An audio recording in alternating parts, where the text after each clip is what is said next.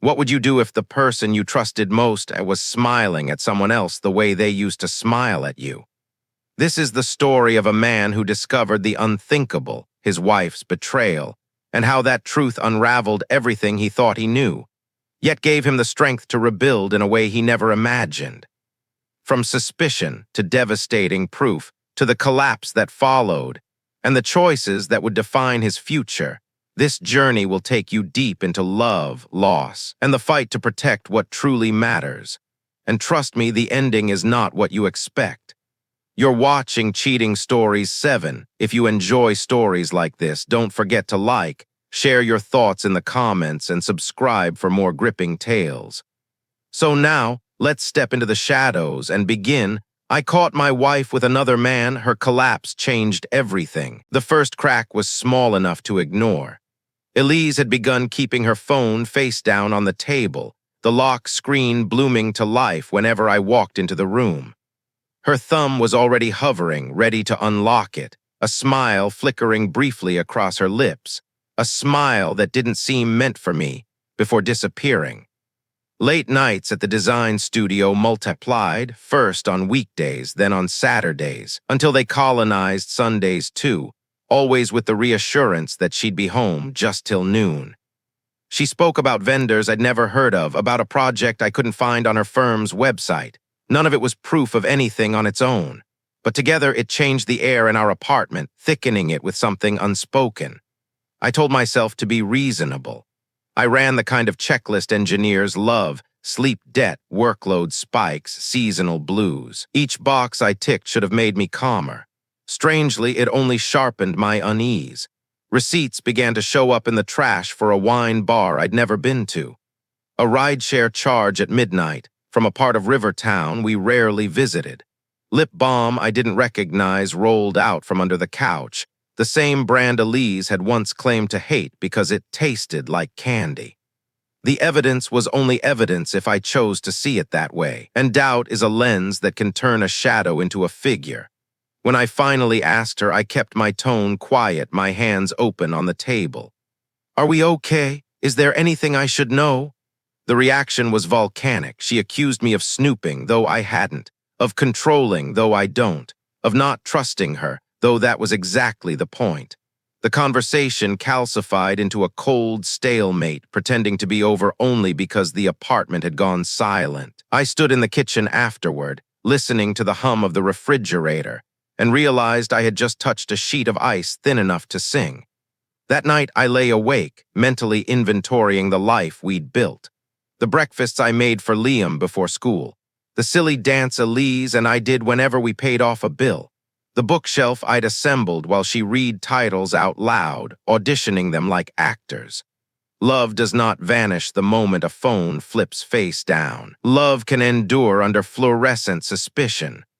But love can also be pushed to the edges of the story until you find yourself pressing your forehead against the glass, watching a life you used to live from the outside. The next evening, I found her on the balcony, lit blue by her phone's screen, the city pulsing beneath us. Her smile was private, not cruel, just somewhere else entirely. She didn't hear me slide the door open. The text thread ran quick under her thumbs. She laughed, a small sound that didn't belong to the room behind her, and only pocketed the phone when she finally turned. We made ordinary conversation about takeout and laundry. She kissed my cheek on her way to the shower, and the warmth of it felt like a signature forged to match the original. Engineers believe in answers. We can live with ugly answers, but not with none. I told myself that realism was kinder than paranoia, that verifying the integrity of a structure is not an act of hostility, but of care. The next morning, between sips of coffee and work emails, I looked up camera systems, not to punish, to know. I imagined discreet lenses tucked into places no one noticed. The spine of a bookshelf, the shadowed corner above the hallway, the base of a bedside lamp. I imagined hard drives that didn't lie.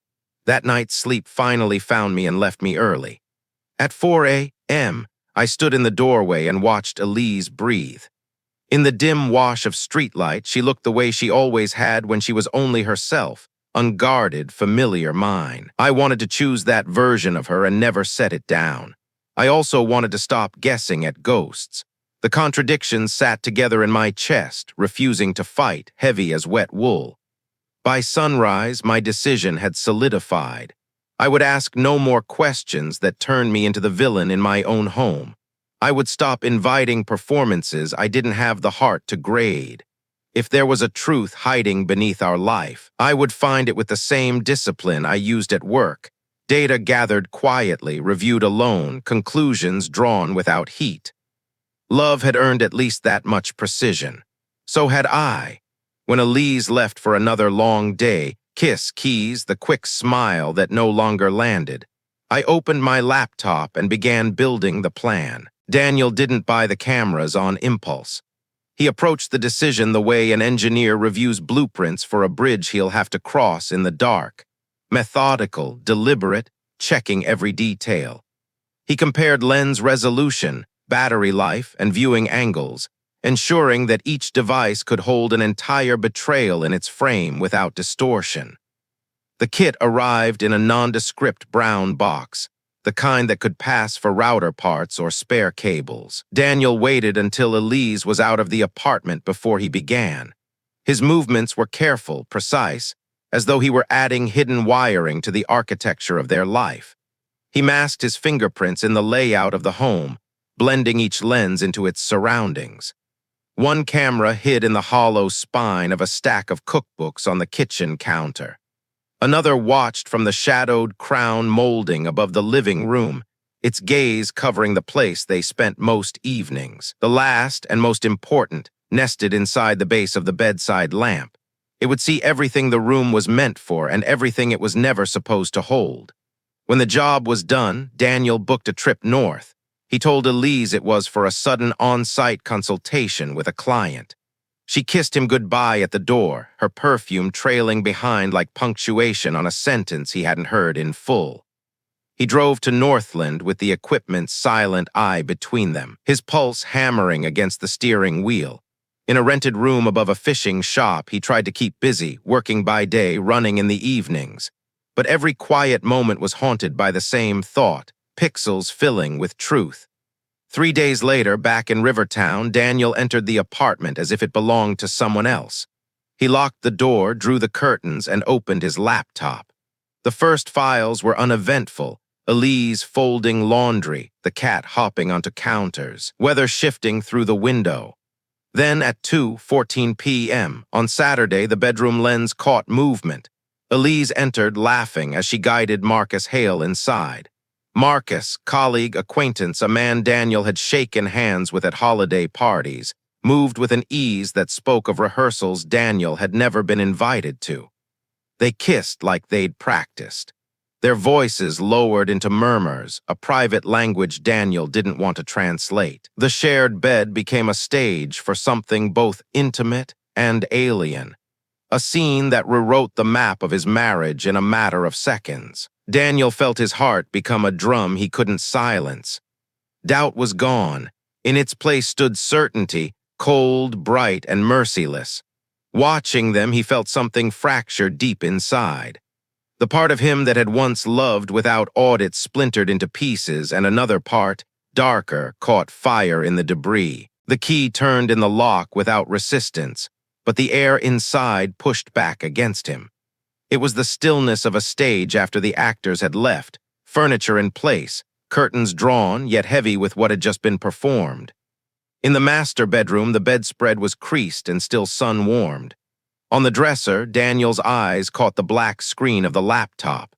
Frozen, there was the last frame from the footage, Marcus's mouth mid-laughter, teeth bared in something that looked disturbingly like victory. Something inside Daniel tore straight down the middle.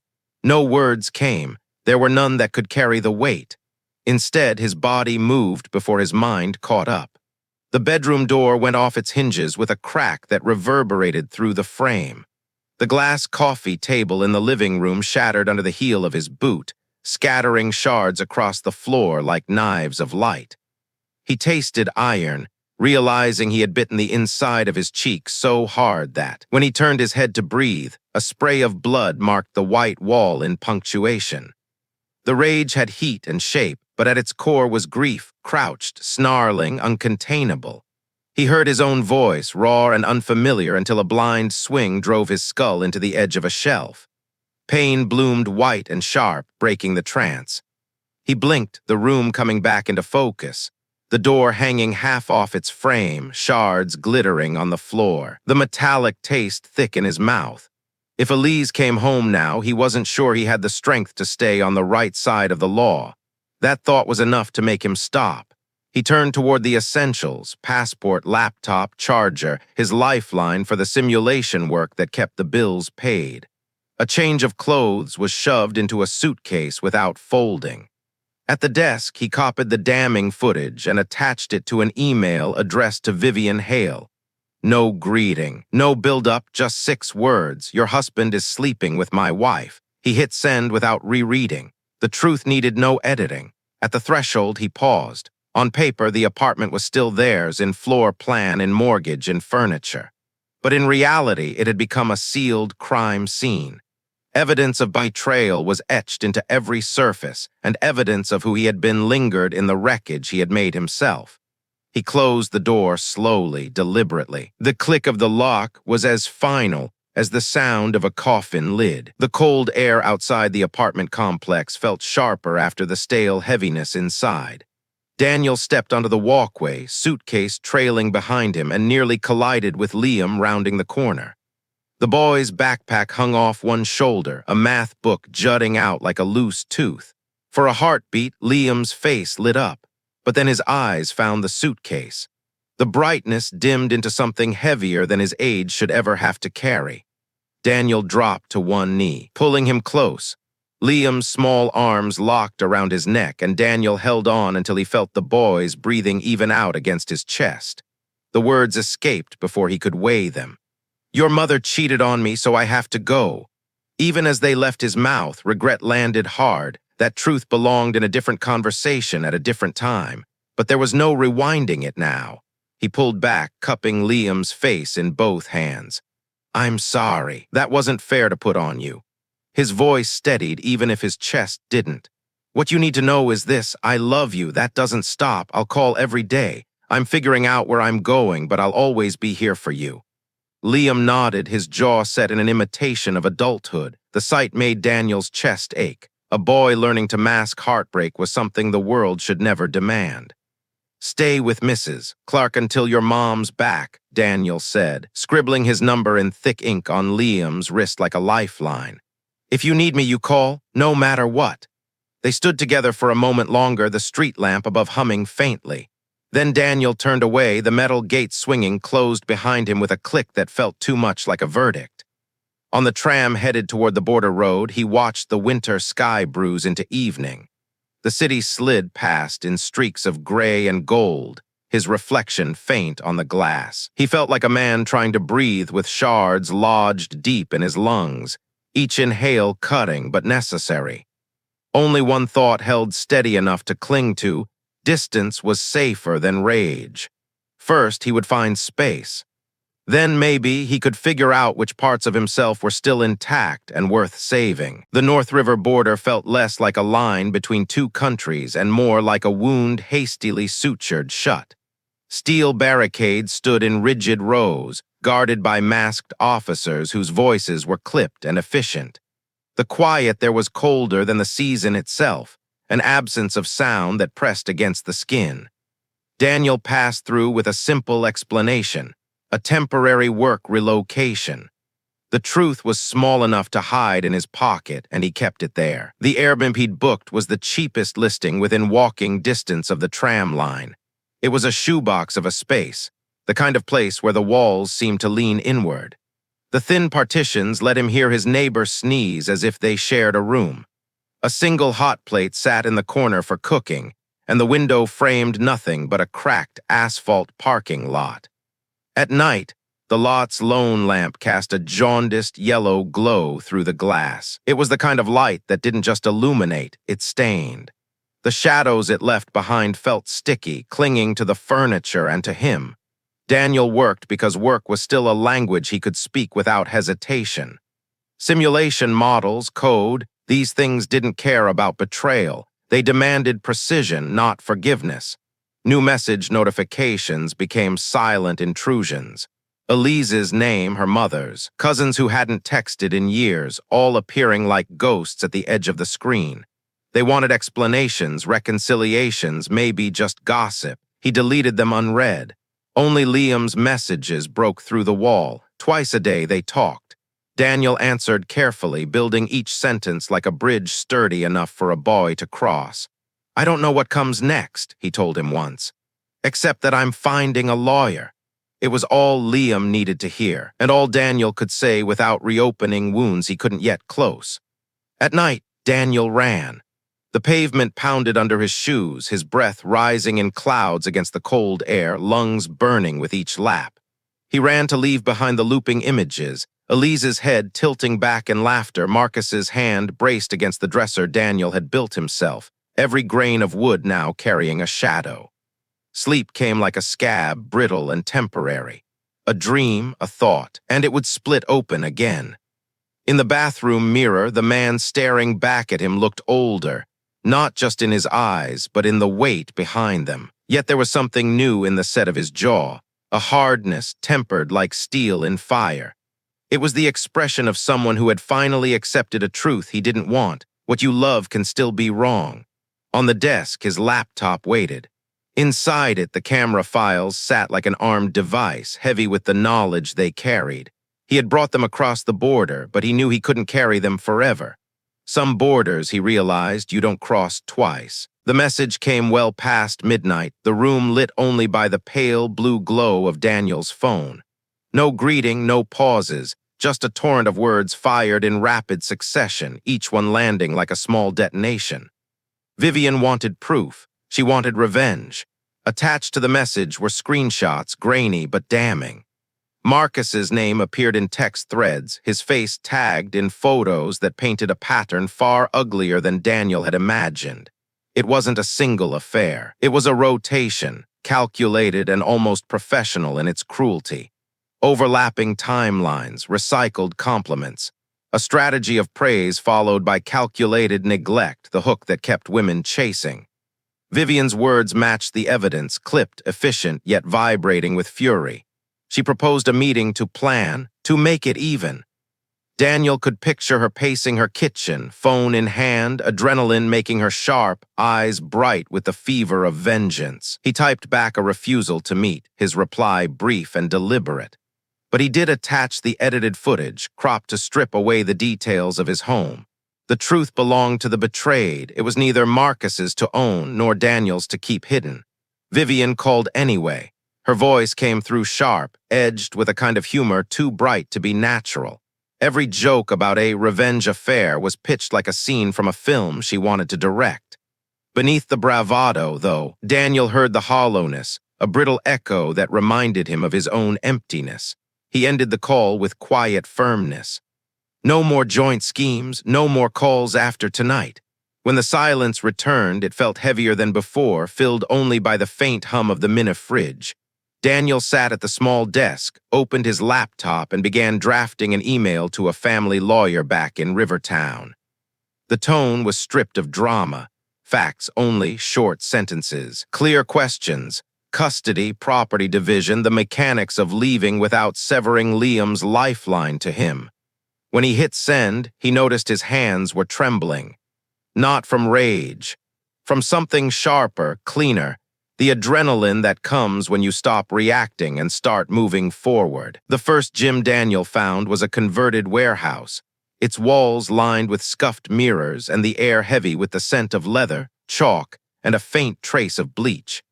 Heavy bags swung in slow arcs, their chains groaning like old machinery. Somewhere in the background, the steady thump of gloves hitting canvas created a rhythm that felt both foreign and strangely welcoming.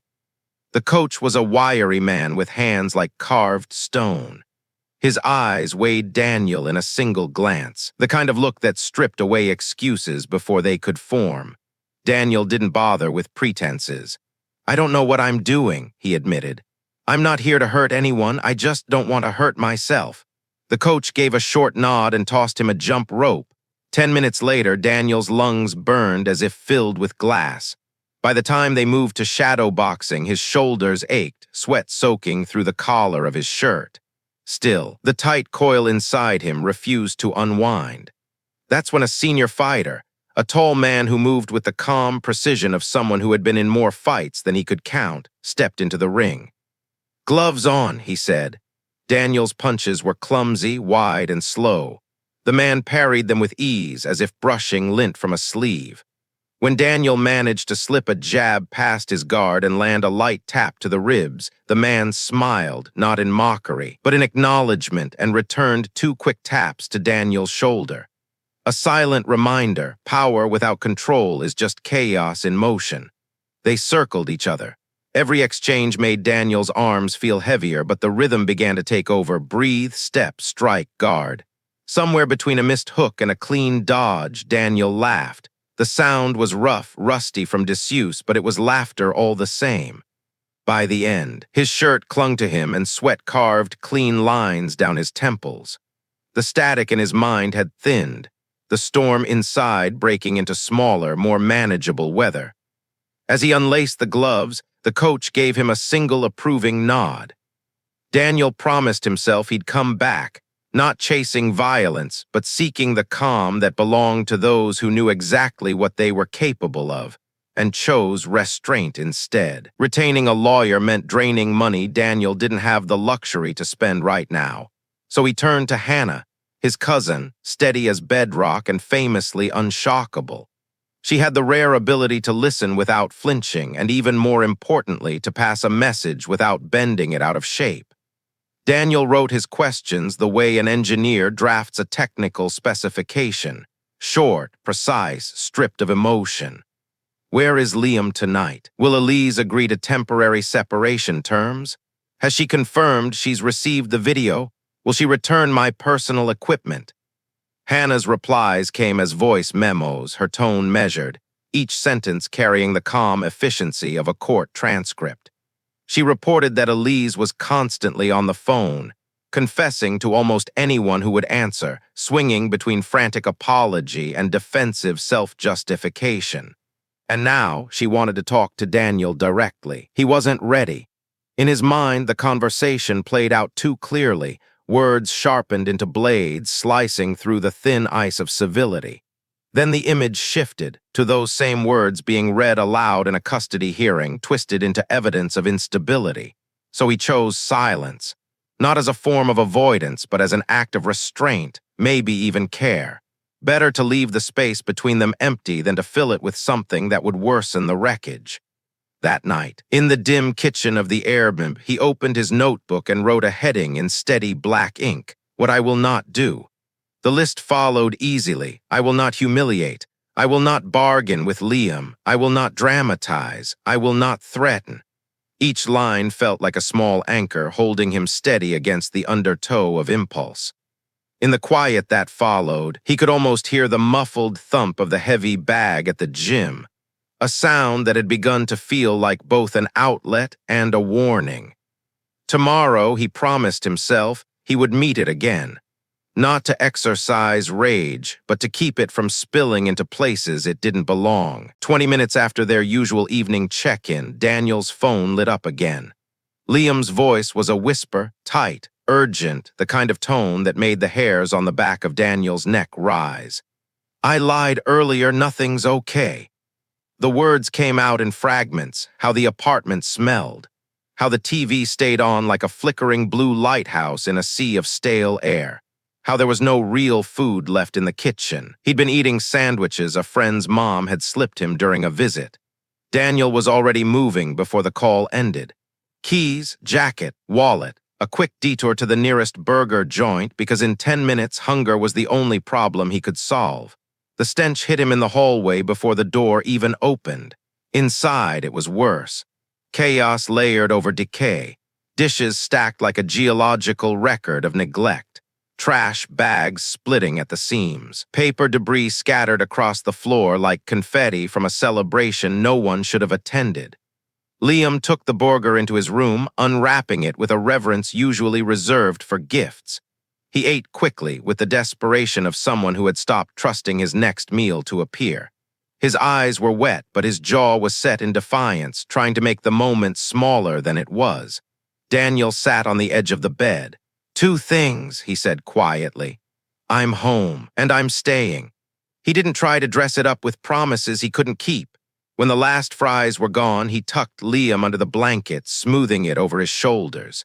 Then he stood in the doorway for a long moment, feeling the weight of fatherhood in its rawest form, when the disaster wasn't of your making but had landed in your lap anyway. Finally, he turned toward the living room. The smell was stronger there, the silence heavier, and somewhere in that space was Elise, or at least the version of her that was left. Elise was exactly where Liam had said she'd be, folded into the couch as though she had grown there, her body sinking into the cushions like they were pulling her under. Her eyes were fixed on the flickering television, but the screen's moving images didn't seem to register. What Liam hadn't described, maybe couldn't, was the collapse of her body. She looked like a photograph left too long in the rain, edges curling, colors drained. Her cheeks had hollowed, the skin stretched so tight it looked ready to tear. The circles under her eyes were deep enough to cast their own shadows. Her hair, once something she cared for with meticulous attention, hung in matted ropes around her face. Beside the couch sat a bucket. Its smell was both medical and feral, like sickness left too long in a closed room. Daniel dragged a chair from the dining table and placed it directly in front of her, close enough that if she looked up, she couldn't avoid his gaze. He sat silent. She blinked slowly, as if surfacing from a dream she'd been trying to stay inside. "Are you real?" she whispered. "Yes," he said. The sound she made next wasn't quite human, a low, cracked keening that swelled into sobs, the kind that leave no room for breath between them. Then, just as abruptly, she pitched forward, collapsing into sleep so sudden it felt less like rest and more like a system shutting down. Daniel froze, afraid that touching her might make her vanish entirely. After a moment, he slid his fitness band from his own wrist onto hers. He didn't trust his fingers to find her pulse without imagining its absence. The readout spiked erratically, lulls and surges that felt wrong, even to someone who'd never studied medicine. He adjusted her position, tucking a cushion under her head, wiping her face gently with a damp cloth.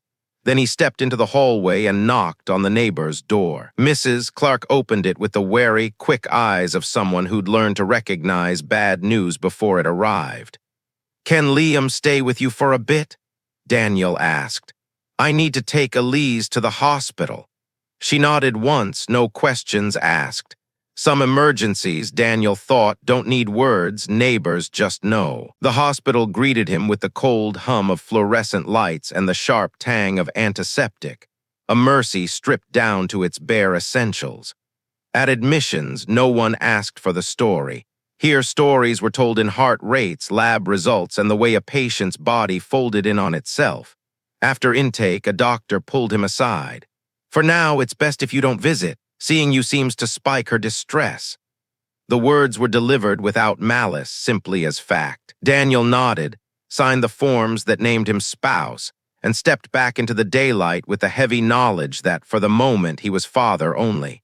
Husband was a role suspended indefinitely. His first call was to Liam's school counselor. He booked regular sessions without waiting for signs of trouble. Prevention was a gift best given before it was needed. He shared just enough information to explain, without placing the weight of adult grief on a child's shoulders. Hannah got the next update, her reply returning like a checklist. Documents to secure, bank accounts to freeze, a custody consultation already scheduled. It was help that left no space for sentiment, only relief. Back at the apartment, the silence felt different. It no longer hissed with accusation. It just lay there, worn out, as though the air had been sitting too long without being stirred. Daniel began to clean, not simply to make the space livable again, but with the intent to erase what had grown there in his absence. He scrubbed countertops until the cloth came away gray, hauled out bags of trash until his shoulders burned, washed walls where invisible dust seemed to cling.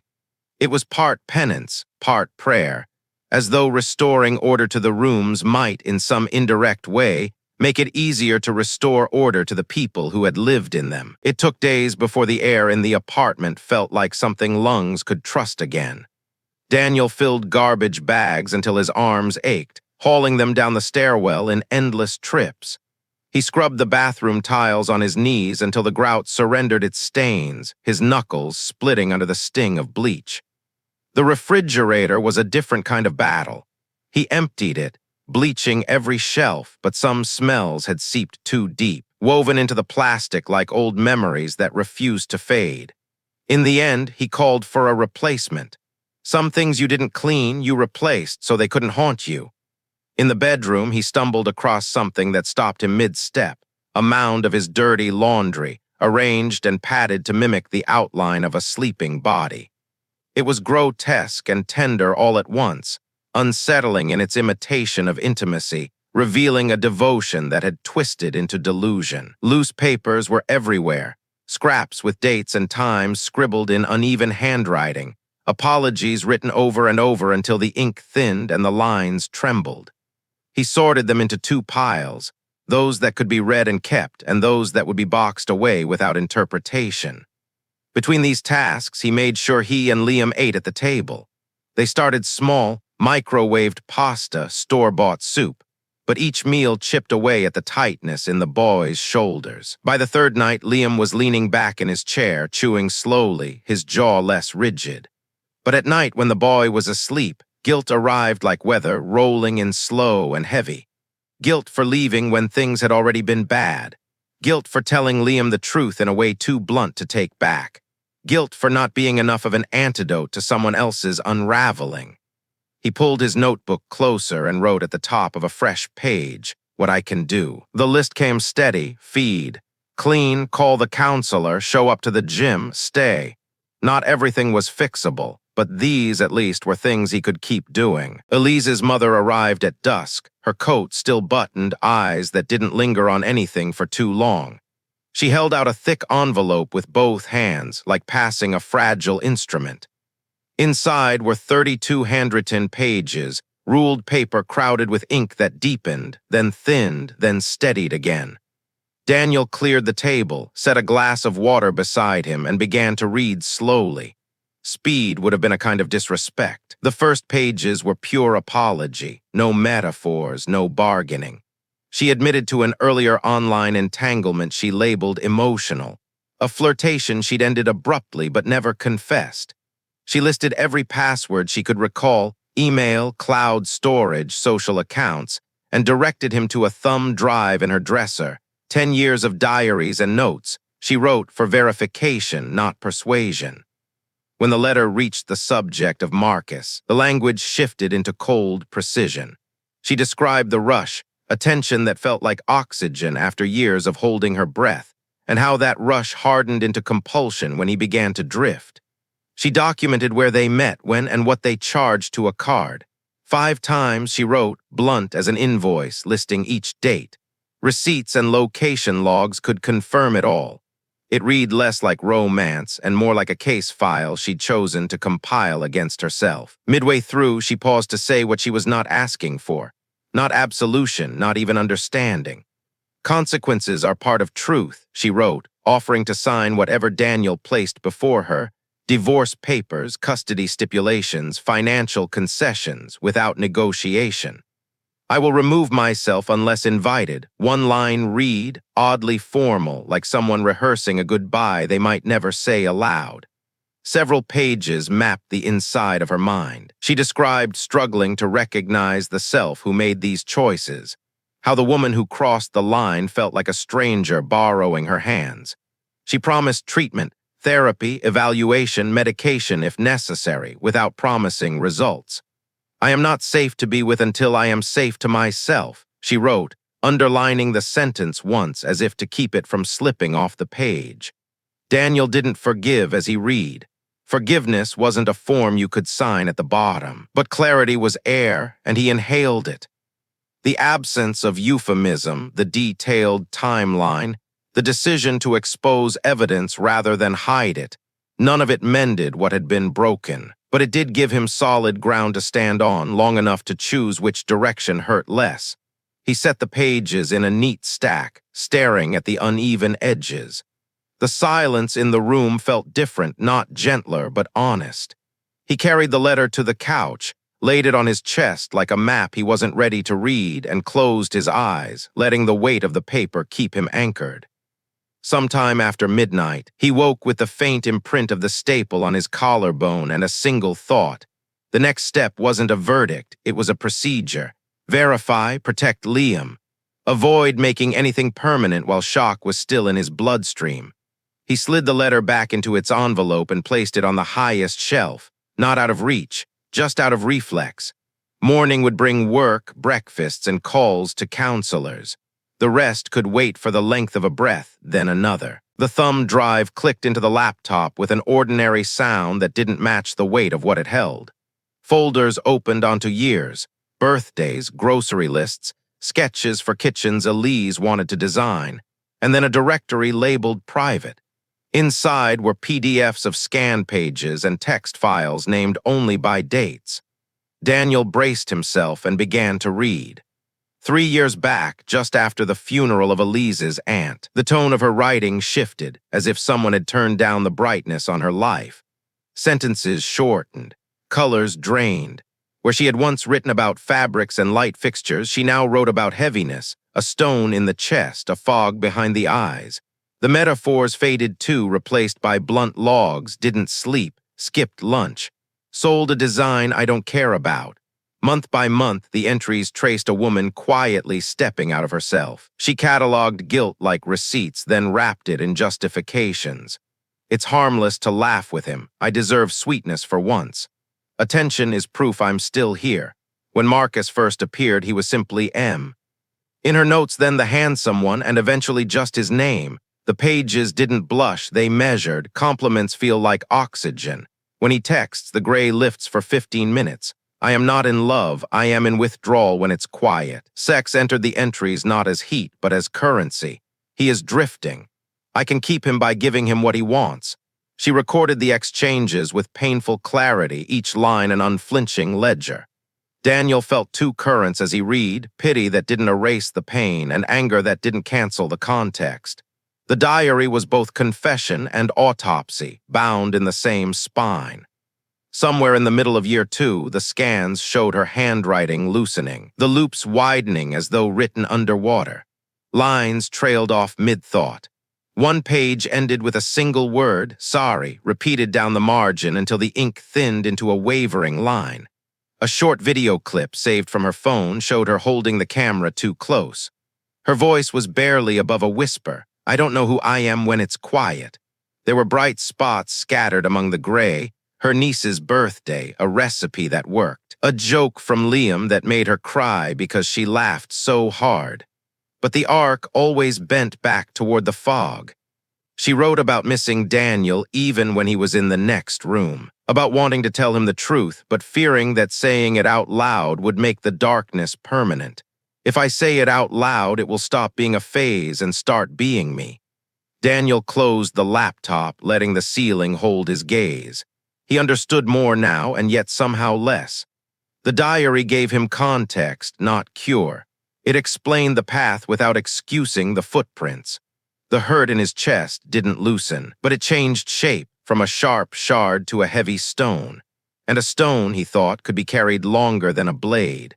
When he reopened the laptop and scrolled to the most recent entry, one line stood out like a steel rod among splintered wood. I will tell the truth, and then I will accept the price.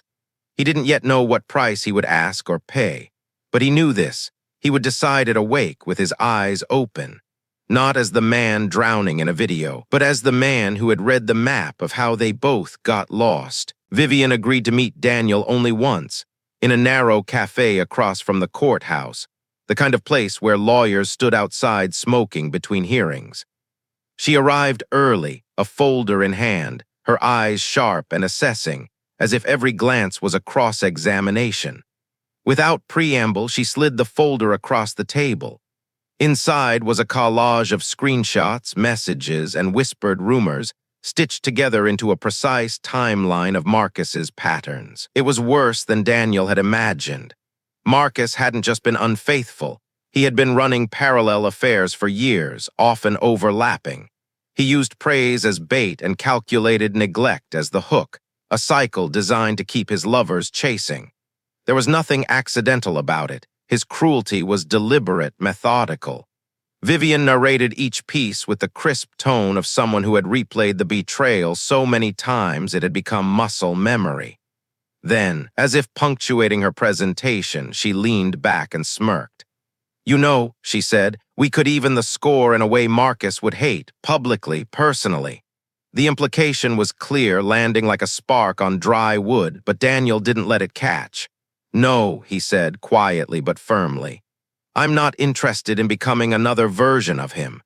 His voice carried a surprising gentleness, less rejection, more a refusal to cross a line he had already decided to respect. Viven studied him for a moment, her expression unreadable, part disappointment, part reluctant respect. Then she closed the folder with a snap that made the table tremble. "Your choice," she said, though her eyes suggested she knew he was right. Outside, the winter air bit at Daniel's lungs. He dialed the boxing gym and booked an open slot. Before he could hang up, he called Liam. "Want to come hit the bags?" he asked. The boy's answer came fast, an eager yes. Daniel smiled, small but genuine, and slipped his phone back into his pocket. He walked toward a place where impact had rules and pain could be measured, not multiplied. The therapist let silence take the first turn. Daniel sat with his hands folded, the way he did before a difficult compile, and tried to speak about the video. Not the pixels themselves, but the loop his mind kept running. The way he woke at 3 a.m., walked to the couch like a sleepwalker, and pressed play on Ruin. The way the rage felt less like anger and more like being briefly possessed, his own hands and voice taken over by a stranger while he watched from somewhere just behind his eyes.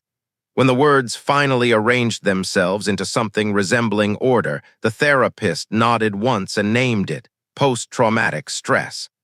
The letters didn't heal anything, but they shifted the weight. Labeling the wound didn't make it smaller, but it allowed him to stop pretending toughness could outlift chemistry. He wasn't weak. He was injured, and injuries require protocols. The protocol wasn't glamorous. It was routine. Sleep in the bedroom, not on the couch. No screens after midnight. No research into pain, no scrolling through old texts, no freeze-framing the exact second trust collapsed. He wrote these rules down like comments in a code file he needed to read daily.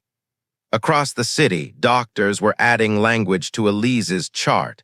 Persistent depression, bipolar spectrum features. The words were careful. The plan even more so, medication adjustments, observation, therapy once the ground beneath her stopped shifting.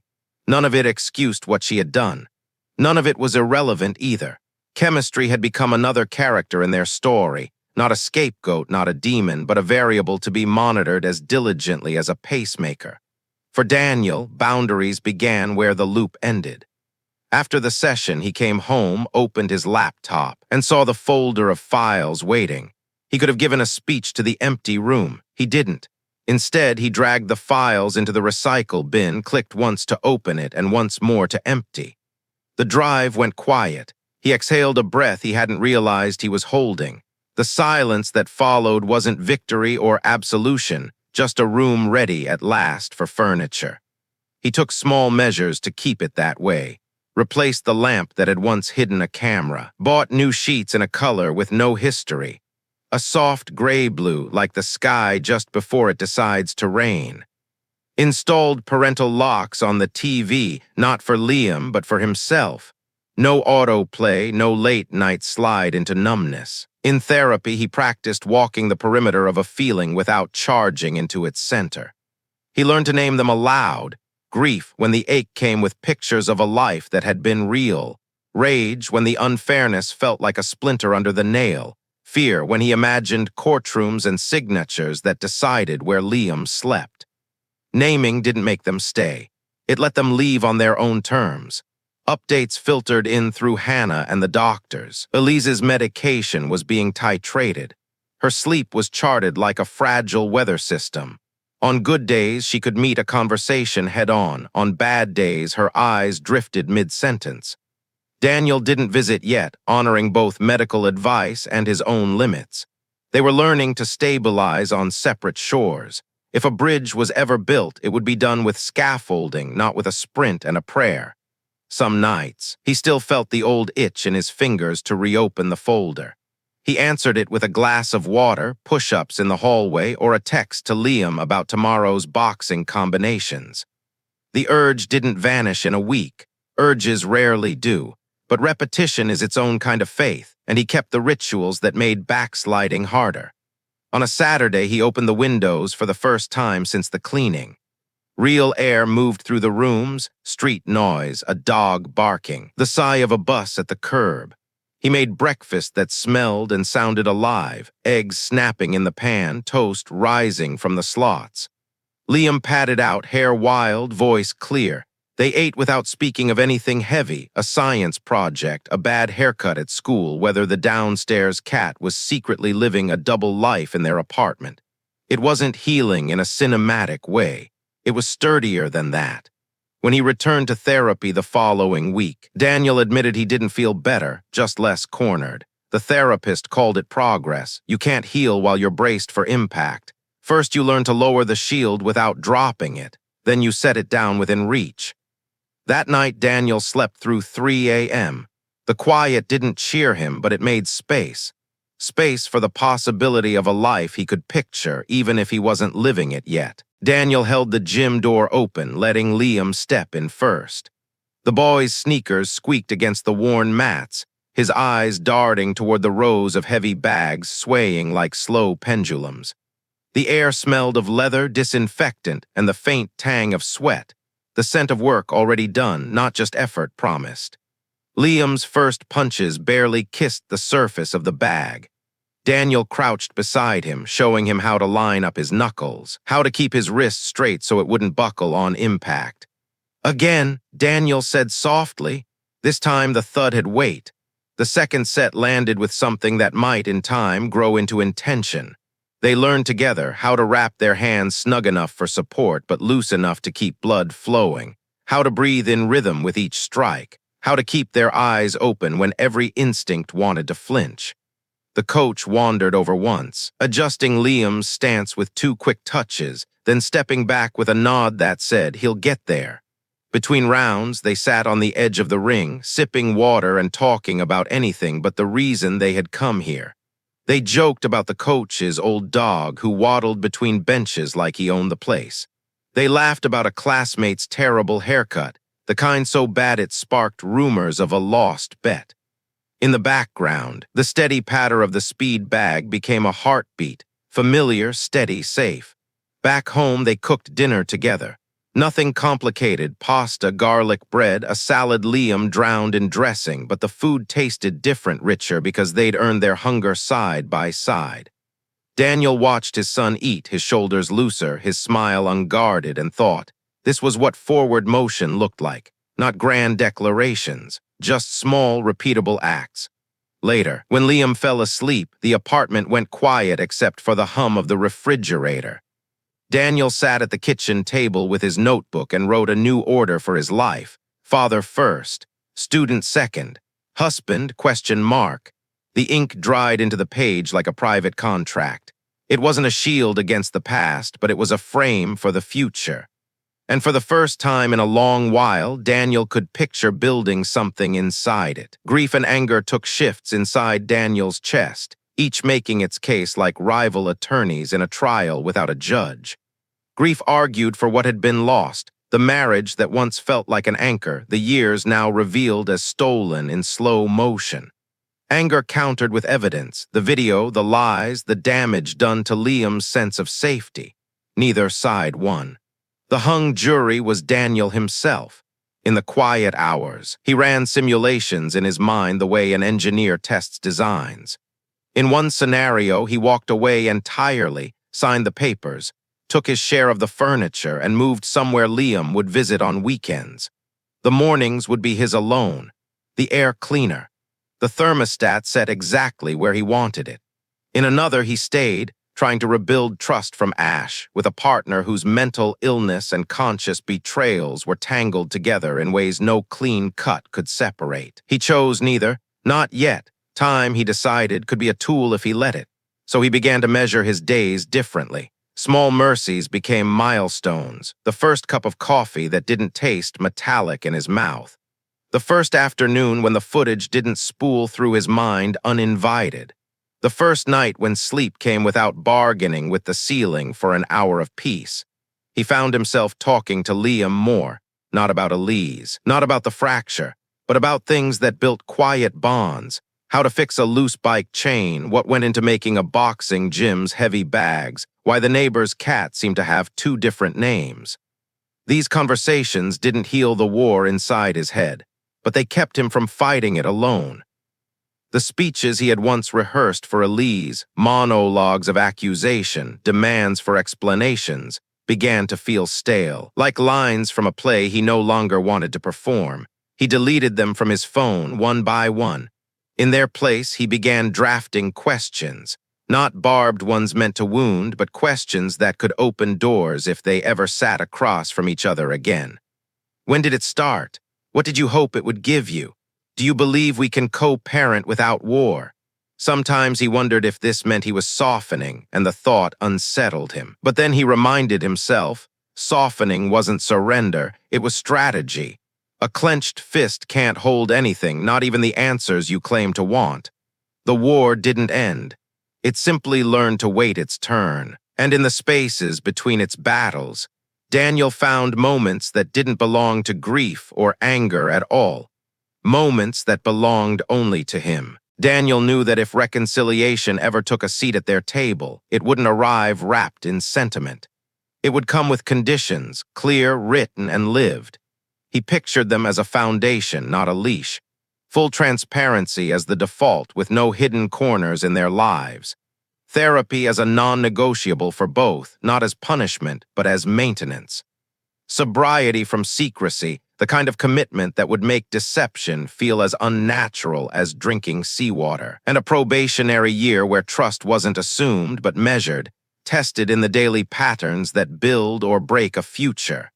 He would not become a warden, patrolling for contraband lies. But he also wouldn't gaslight himself into pretending safety he couldn't feel in his bones. If trust returned, it would earn its place one day at a time. Daniel wrote the terms in his notebook, not to send now. There was no now for it, but to preserve what he believed when the air was clear and the ground steady. On the next page, he began sketching the alternative, the logistics of leaving while still protecting Liam. Shared custody arrangements that didn't turn the boy into a suitcase. Stability at school so his friendships and routines wouldn't fracture along with the marriage. Financial planning that absorbed the shock without making a child pay for an adult's war. The two lists sat side by side, one for staying, one for going, and neither felt like surrender.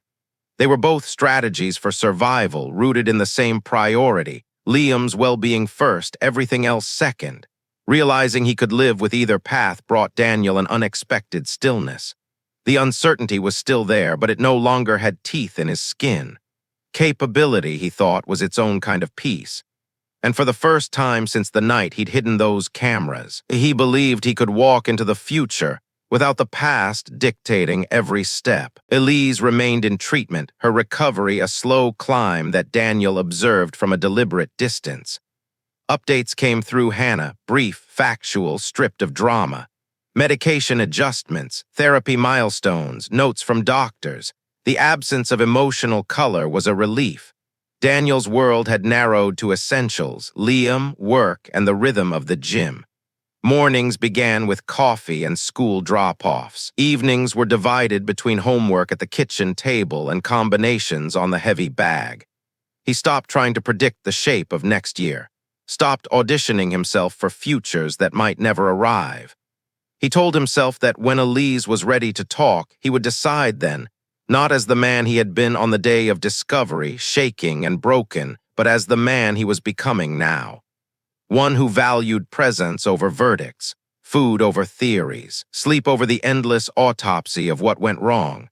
The past still whispered on some nights, but the whispers came less often, and Daniel had learned how to answer, with the sound of his own breathing until they faded. One evening, just before winter surrendered to spring, he and Liam laced up their sneakers and ran along the river path. The air was sharp enough to sting their lungs, the kind of cold that etched each breath into the fading light. Their footfalls fell into unison without trying, a shared tempo that needed no words. They didn't speak about what came next, not because it didn't matter, but because they both knew that guessing wouldn't improve it. Across the river, the city lights began to blink awake. Daniel glanced at his son, cheeks flushed, eyes forward, and felt the weight of the first wave behind them. The road ahead was long. It was also theirs. And so the story of "I caught my wife with another man, her collapse changed everything" comes to a close. It's a hard truth: betrayal leaves scars, but sometimes it also forces us to rebuild in ways we never would have if life had stayed comfortable. What would you have done in Daniel's place? Would you have walked away for good or tried to rebuild from the ruins? I'd love to hear your thoughts in the comments. Your perspective might help someone going through the same storm. If you found this story gripping, remember to like the video, share it with someone who needs to hear it, and subscribe to Cheating Stories 7 for more true-to-life tales of love, betrayal, and resilience. Until next time, take care and guard your heart, but never stop believing in its strength.